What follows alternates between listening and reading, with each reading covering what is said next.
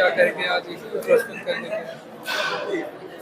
आज यहाँ कुरुक्षेत्र विश्वविद्यालय में विजन कुरुक्षेत्र की ओर से एक विशेष कार्यक्रम, हमें लगता है अपनी प्रकार का एक अलग सा कार्यक्रम आयोजित हुआ, जिसमें देश भर से कुरुक्षेत्र के ऐतिहासिक, भौगोलिक, सांस्कृतिक, दार्शनिक, आध्यात्मिक सब पक्षों को लेकर जो चिंतन मंथन शोध हो रहा है और कुरुक्षेत्र के उस मूल तत्व तक जाने का प्रयास इस चिंतन में होगा कि कुरुक्षेत्र मूलतः कहाँ से कुरुक्षेत्र और कुरुक्षेत्र के माध्यम से भारतीय संस्कृति, भारतीय सभ्यता का किस रूप में उन्नयन हुआ। तो ये 3 दिवसीय गोष्ठी जो है ये एक अद्भुत उसकी एक प्रेरणा बनेगी।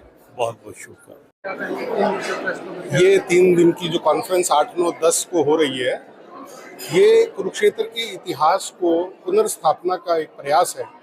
इसके अंदर जितने विद्वान लोग हैं पूरे देश भर के, वो सब एक मंच पर इकट्ठे हैं और कुरुक्षेत्र यूनिवर्सिटी जो है वो इस प्रयास के अंदर ध्वज लेके आगे बढ़ रही है।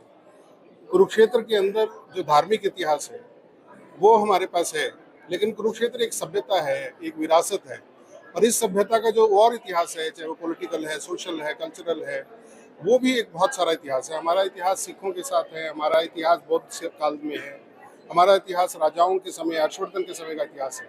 ये अलग अलग जगह मिलता है, लेकिन इसे एक मंच पर लाना और ये अगर कहीं भी पुनर्स्थापना इसकी एक तरह से कि लोगों के मन में हो कि हम वो किस विरासत से में रहते हैं, किस शहर में रहते हैं, किस देश की एक सभ्यता जो है वो कुरुक्षेत्र के नाम से चलती थी, इस सब के लिए ये प्रयास हो रहा है। और इसके लिए कुरुक्षेत्र यूनिवर्सिटी, ICHR और हरियाणा साहित्य अकादमी, इतिहास संकलन समिति, ऐसी बहुत सी संस्थाएं, स्वदेशी शोध संस्थान, ये सब लोग लगे हैं और सबके एक साझा प्रयास से विजन कुरुक्षेत्र के कोऑर्डिनेशन से ये कार्य हो रहा है।